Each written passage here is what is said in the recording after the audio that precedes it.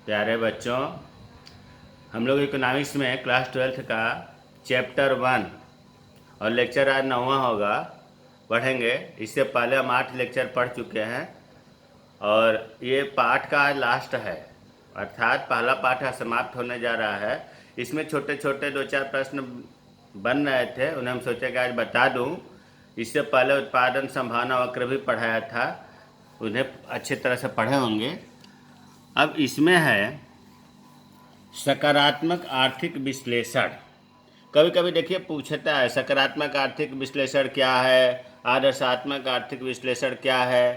तो देखिए पॉजिटिव अगर हम देखें तो इसमें पॉजिटिव सोचा जाता है, इसको पढ़ेंगे तो क्लियर हो जाएगा। इसके अंतर्गत वास्तविकता का अध्ययन किया जाता है। सकारात्मक आर्थिक विश्लेषण में वास्तविकता का अध्ययन किया जाता है। इसमें देखा जाता है क्या था, क्या है, अथवा वस्तु स्थिति कैसी है। वास्तविकता जानने के लिए, जैसे मान लीजिए आप ही कोई चीज़ लेने जाते हैं तो आप उसके बारे में वास्तविकता को जानने के लिए बार बार पूछते हैं, ये पहले क्या था, अब क्या है, इसमें कैसे क्या होगा। तो इस तरह के क्वेश्चन इसमें बनते हैं। जैसे वास्तविक कथनी का विश्लेषण किया जाता है। अब इसमें कैसे प्रश्न होते हैं, जैसे 1951 में जनसंख्या कितनी थी, अब 2011 में जनसंख्या कितनी हो गई बढ़कर, वर्तमान में गरीबी संख्या में रहने वाले लोगों की संख्या कितनी है। इस तरह से वास्तविकता का इसमें अध्ययन किया जाता है। कुछ अर्थशास्त्रियों का मत यह है कि इसमें वास्तविक आर्थिक घटनाओं के कारण और परिणाम, ये थोड़ा सा इससे अलग है। यहाँ से कारण और परिणाम का संबंध ज्ञात किया जाता है। किसमें? सकारात्मक आर्थिक विश्लेषण में। किसी भी घटना में कोई कारण होगा तभी वो घटना घटेगी, और उसके बाद उसका परिणाम क्या हुआ, रिजल्ट क्या हुआ। तो कारण और परिणाम का अध्ययन किया जाता है। मूल्यांकन करना इसका कार्य नहीं है। जैसे उपयोगिता ह्रास नियम, उपयोगिता ह्रास नियम 11वीं में पढ़ाया गया था कि जब उपभोक्ता उपभोग करता है, एक रोटी को खाता है तो ज़्यादा संतुष्टि उपयोगिता मिलती है, दूसरे खाता है तो उससे कम, तीसरे खाता है तो उससे कम, चौथे में बिल्कुल उपयोगिता नहीं मिलती, पाँचवें में उसके पेट में दर्द होने लगता है, जिसे हम कहते हैं उपयोगिता ह्रास नियम। तो उपयोगिता ह्रास नियम का कारण क्या है? उपभोग करना, और उपभोग करने का ये कारण हो गया उपयोगिता ह्रास नियम का। और इसका परिणाम क्या हुआ कि सीमांत उपयोगिता या उपयोगिता घट रही है। प्रत्येक उपभोक्ता के उपभोग करने पर रिजल्ट ये हो रहा है कि उपयोगिता घट रही है। ये हुआ सकारात्मक आर्थिक विश्लेषण। दूसरा है आदर्शात्मक आर्थिक विश्लेषण। आदर्श बनने की इसमें चाहत होती है, इसमें वास्तविकता से मतलब नहीं है, इसमें उपदेश बढ़िया देने का है। इसके अंतर्गत किसी विषय के अच्छे या बुरे परिणामों का मूल्यांकन करता है। कोई जरूरी नहीं कि वो परिणाम मिल ही जाए, उम्मीद किया जाता है या कहा जाता है कि अच्छा करना चाहिए, ऐसे करना चाहिए। यह मानवीय व्यवहार के लिए आदर्श प्रस्तुत करता है। इसमें क्या होना चाहिए से संबंधित विश्लेषण किया जाता है। इसकी प्रवेश सुझाव देने की है। आदर्शात्मक में क्या होना चाहिए, आदर्श बातें किया जाता है, सुझाव देने की बात किया जाता है। जैसे सब कहते हैं कि आय की असमानताओं को कम करना चाहिए, अपने देश में गरीबी और अमीरी के बीच में ज़्यादा अंतर है, ये अंतर खत्म होना चाहिए, जनसंख्या को कम करना चाहिए, गरीबों को आर्थिक सहायता देना चाहिए। इस प्रकार से अच्छे सुझाव दिए जाते हैं आदर्शात्मक आर्थिक विश्लेषण में। तो ये छोटे छोटे प्रश्न 1 नंबर में पूछे जाते हैं, 1 नंबर 2 नंबर में। अब है अवसर लागत किसे कहते हैं? किसी गतिविधि, गतिविधि का मतलब कि कोई एक्टिविटी हो रही है, उत्पादन हो रहा है या कोई चीज़ खेती हो रहा है या पढ़ाना हुआ, कोई गतिविधि हो रही है, अवसर लागत अगले सर्वोत्तम विकल्प में, अगले सर्वोत्तम विकल्प के मूल्य के बराबर होता है। समझ में नहीं आया होगा, एक उदाहरण से अभी क्लियर हो जाएगा। जैसे मान लीजिए कि कोई किसान है और इसके पास खेत है।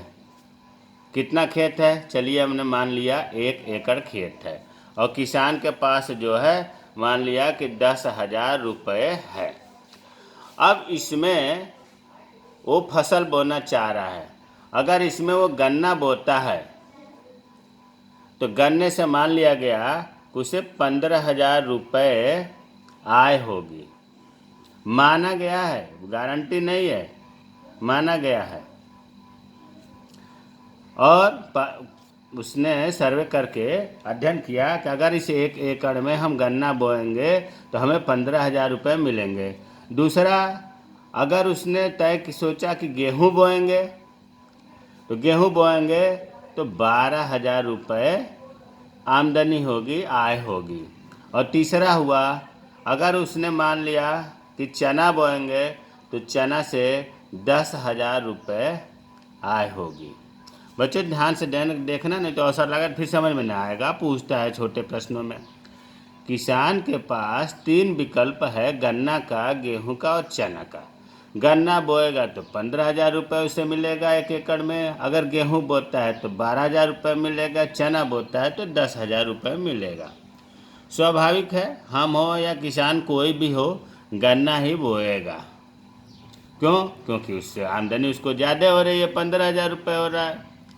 अब यहाँ ध्यान दो कि गन्ना बोने के बाद जो विकल्प बच रहा है, विकल्प 2 बचे। कौन कौन से बचे? गेहूं का और चना का। गन्ना तो उसने बो दिया, गन्ना बोने के बाद गेहूं और चना विकल्प बचा है। अगर गन्ना न बोता तो फिर गेहूं या चना में से कोई एक बोता। अब अगर पूछा जाए कि गेहूं और चना में से सर्वोत्तम विकल्प कौन सा है, सर्वोत्तम विकल्प, तो आप ये कहेंगे कि गेहूं, क्योंकि गेहूं में 12,000 रुपये आमदनी हो रही है। तो इसी को तो कहा जाता है, देखिए, सर्वोत्तम विकल्प के मूल्य के बराबर। सर्वोत्तम विकल्प जब गेहूं है तो इसका मूल्य 12,000 रुपये है। तो हम ये कहेंगे कि गन्ना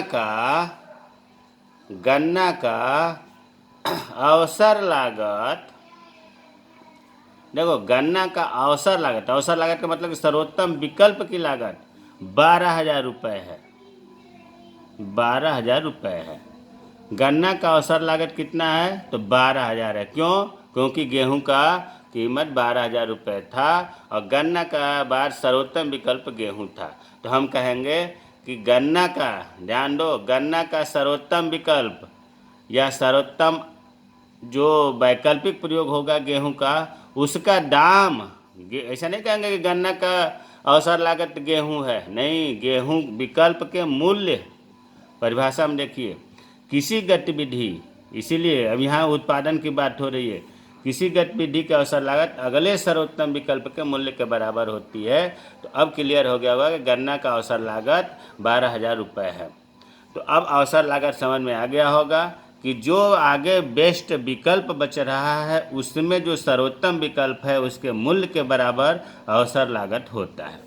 सीमांत अवसर लागत ये पढ़ाया गया है। सीमांत अवसर लागत, उसमें उत्पादन संभावना क्रम में, फिर भी यहाँ बता दे रहा हूँ, किसी वस्तु की सीमांत अवसर लागत MOC, M से मार्जिनल अपॉर्चुनिटी कास्ट, दूसरी वस्तु की वह मात्रा है जिसका पहली वस्तु की एक अतिरिक्त इकाई उत्पन्न करने के लिए त्याग किया जाता है, उसे सीमांत अवसर लागत कहते हैं। पूरे अर्थशास्त्र की बात करूं, जहां सीमांत शब्द आ जाए, मार्जिनल, वहाँ एक अतिरिक्त इकाई के प्रयोग की बात होती। सीमांत शब्द आते ही दिमाग में बात आ जानी चाहिए कि एक अतिरिक्त इकाई की बात हो रही है।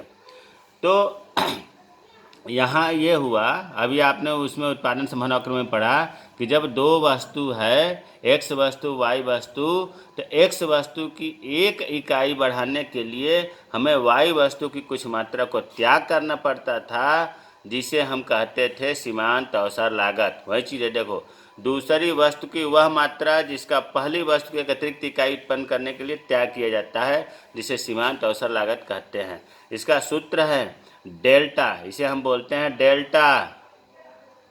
डेल्टा वस्तु Y बटा डेल्टा वस्तु X, ऐसे भी कह सकते हैं डेल्टा Y वस्तु बटा डेल्टा X वस्तु।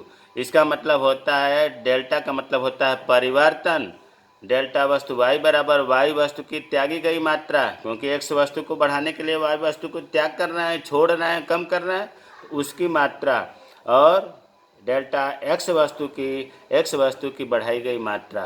ये छोटे छोटे प्रश्न हैं। सकारात्मक आर्थिक विश्लेषण किसे कहते हैं, आदर्शात्मक आर्थिक विश्लेषण किसे कहते हैं, अवसर लागत किसे कहते हैं, सीमांत अवसर लागत किसे कहते हैं। इस प्रकार ये आपका पहला पाठ इतने दिनों में 9 लेक्चर में जाकर के पूरा हुआ। अब आप कल से दूसरा चलेगा, इसलिए इन्हें आप बढ़िया से पूरा कर लीजिएगा और याद करिएगा, नहीं तो धीरे धीरे ढेर सारा हो जाएगा, फिर याद होना संभव नहीं होगा। जय हिंद, जय भारत।